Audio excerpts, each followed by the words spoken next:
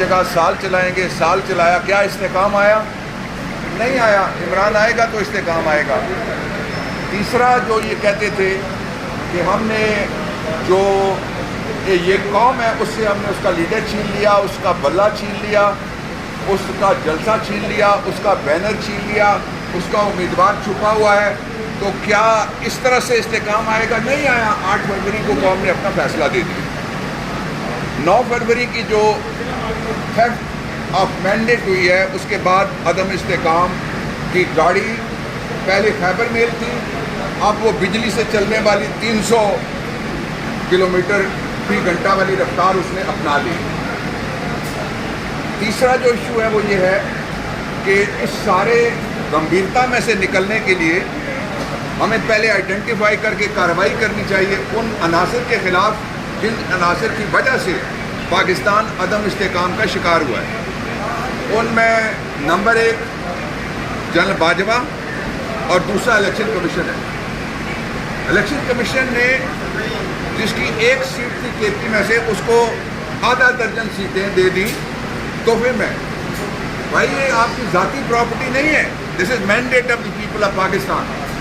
یہ فیصلہ ہے پاکستان کے 25 کروڑ لوگوں میں سے 13-14 کروڑ لوگوں کا، اور ان لوگوں کو آپ کس طرح سے برش اسائڈ کر کے اپنی مرضی سے سیٹیں تقسیم کر سکتے ہیں۔ دوسرا جو ہے اس کا پہلو وہ یہ ہے کہ فوری الیکشن کی ضرورت ہے۔ عمران خان بار بار دہرا رہے ہیں، وہ کہہ رہے ہیں فوری الیکشن کی ضرورت ہے۔ اس کا سبب یہ ہے کہ جو چوری شدہ الیکشن ہے اس کے نتیجے میں ایک چور نظام بٹھایا گیا، انہوں نے ایک چور بجٹ دیا جس میں عوام کا انہوں نے دھڑن تختہ کر کے رکھ دیا ہے۔ لوگ اب بجلی کا بل نہیں دے سکتے، لوگ گیس کا بل نہیں دے سکتے، جس نے ایک پنکھا چلانا ہے یا جس نے ایک پنکھے کے ساتھ ایک بلب چلانا ہے وہ اپنے زیورات بیچ رہے ہیں، لوگ اپنی پراپرٹیز بیچ رہے ہیں، لوگ اپنے ویلیوبلز بیچ رہے ہیں۔ ان حالات میں راستہ واحد 2 ہے۔ میں درخواست کرنا چاہتا ہوں اور توقع ہے میری کہ supreme court of Pakistan, election commission نے جو نشستوں کے معاملے میں زیادتی کی ہے، مجھے توقع ہے کہ اس کے اوپر کوئی ایکشن ہونا چاہیے۔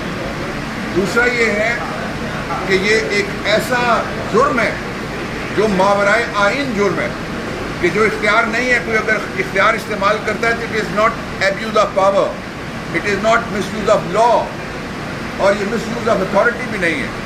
تو اس لیے میری یہ درخواست ہوگی اپنی سب سے بڑی عدالت سے کہ قوم کو راستہ اس میں سے ملنا چاہیے۔ توقع ہے میری، فیصلہ تو سپریم کورٹ آف پاکستان نے کرنا ہے کہ راستہ ملنا چاہیے تاکہ استحکام آئے۔ اور میری اپنی اوپینین کنسیڈرڈ ہے، جو پاکستان کے اندر جہاں بھی ہم جاتے ہیں لوگ یہی بات کرتے ہیں کہ عمران کب آئے گا؟ عمران آئے گا تو استحکام آئے گا۔ شہباز شریف گھر آ رہا ہوا ہے، مریم گھر آ رہی ہوئی ہیں، اپنا شہر آ رہے ہوئے، اپنا صوبہ آ رہے ہوئے، اپنی نشست آ رہے ہوئے، ان کے اوپر کیسے لوگ اعتبار کریں گے؟ اب تو جو بڑے بڑے ادارے ہیں، امریکن کانگریس جیسے، UNO جیسے، بڑے جتنے بھی ہیومن رائٹس کے ادارے ہیں، بڑے جتنے بھی آرگ ہیں جو اکانومی سے ڈیل کرتے ہیں، وہ کہتے ہیں کہ پاکستان دوسرے نمبر پہ ان ملکوں کے اندر آ گیا ہے۔ یہ اسی طرح ہے جس طرح اندر میت پڑی ہوئی ہو تو باہر بیٹھ کے جائیداد والے تقسیم کریں کہ یہ ادارہ میں نے بیچنا ہے PIO اور تم خرید لینا، یہ ادارہ میں نے خریدنا ہے اور تم اس میں حصہ مت لینا۔ جس طرح پہلے ادارے بکے تھے، بینک بکے، اس میں کیا ملا پاکستان کو؟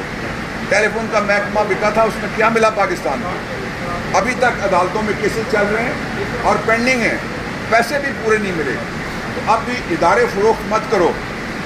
میں یہ نہیں کہتا کہ اپنے کپڑے فروخت کرو، میں یہ کہتا ہوں وعدہ تھا نا کپڑے فروخت کر کے سستائی اور اس کا علاج کریں گے مہنگائی کا، اور لوگوں کو سستا ملے گا سارا کچھ اور آٹا مفت ملے گا۔ میں یہ کہتا ہوں کہ پاکستان کو آگے بڑھنے دو۔ ہم ایک انتہائی خطرناک موڑ کے اوپر آ گئے، اور آگے بڑھنے کا واحد راستہ وہ جو کپتان نے سجیسٹ کیا ہے وہ ہے الیکشن کا راستہ۔